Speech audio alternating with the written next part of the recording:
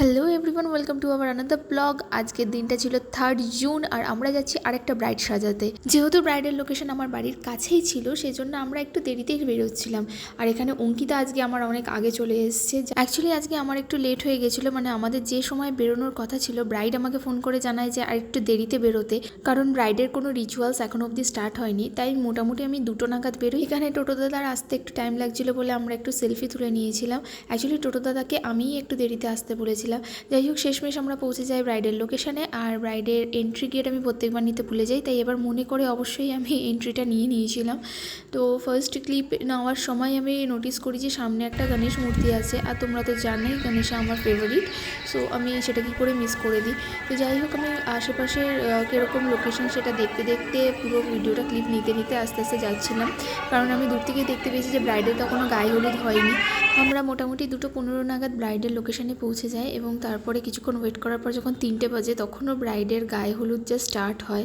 এবার গায়ে হলুদ কমপ্লিট হতে হতে অনেকটা সময় চলে গেছিলো। ওভারঅল মানে আমরা প্রায় 2 ঘন্টা মতো ওয়েট করেছিলাম।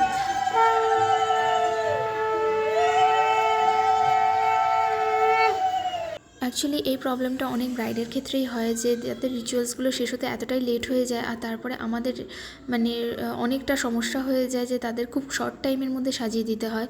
তো যাই হোক, এখন সেটা কিছু করার থাকে না, কারণ রিচুয়ালসগুলোও করতে হয়, পরপর অনেক রিচুয়ালস থাকে। তো আমরা এখন যেই রুমে ব্রাইডকে সাজানো হবে সেই রুমে চলে গেছিলাম, আর আমাদের জিনিসপত্রগুলো সমস্ত কিছু সেট করে নিচ্ছিলাম, যাতে অনেকটা টাইম আর কি সেভ করে নেওয়া যায়। আর আমাদের হাতেও অনেকটা টাইম ছিল, ব্রাইড আসতে অনেকটাই লেট হচ্ছিলো। তো সেই কারণে আমরা সমস্ত জিনিসগুলোকে আনপ্যাক করে সমস্ত কিছু সাজিয়ে নিচ্ছিলাম, যাতে আমরা কাজটা খুব তাড়াতাড়ি করতে পারি।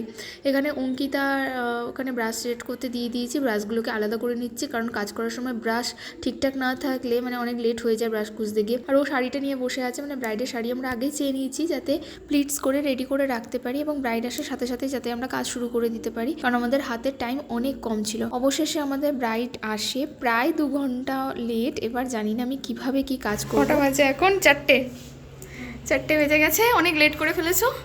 আচ্ছা, তা ঝটপট বসে পড়ো আর আমাকে বলো তুমি কিরকম কি সাজতে চাও। কমপ্লিটলি তুমি জানো, আমি নিরক্ষর সেটা। তুমি যা তুমি ভালো। আমার এখনকার অবস্থায় খুব শোচনীয়, এখান থেকে যেটা হবে আশা করি ঠিকঠাকই হবে। আচ্ছা চলো তাহলে সেরকমভাবে কিছু একটা করার চেষ্টা করি, যতটা তাড়াতাড়ি পসিবল হয়। আর টাইম ওয়েস্ট না করে আমি ঝটপট স্কিন প্রিপারেশন স্টার্ট করে দিই। অ্যাকচুয়ালি ব্রাইডের একটু প্রবলেমেটিক স্কিন ছিল, কিন্তু আমি যতটা পসিবল ততটা করার চেষ্টা করেছিলাম।